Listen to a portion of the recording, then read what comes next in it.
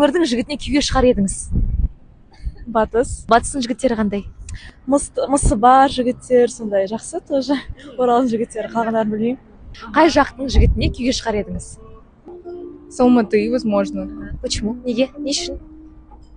Ну, мой отец сам с Алматы, поэтому ближе всего, наверное, алматинские парни. Қай өңірдің жігітіне күйге шығар едіңіз? Солтүстік Қазақстан облысы. Неге? Өзім сол жақтамын.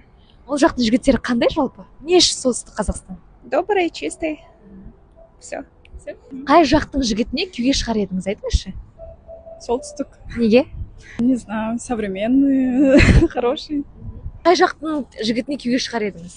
Өзімнің енді аға жеңгелеріме қарап, өзімнің братандарыма қарап, мен айтам, маған Құдайдың бергені солтүстіктің жігітіне тұрмысқа шыққаныма. Олар қандай? Өте тәрбиелі, ол мейірімді жан. Ол енді бірінші орынға әрдайым мені қояды, сосын өзін. Қарайлап тұрады, мен көңіл күйіме, маған басқасы керек емес. Маған тек қана осы керек.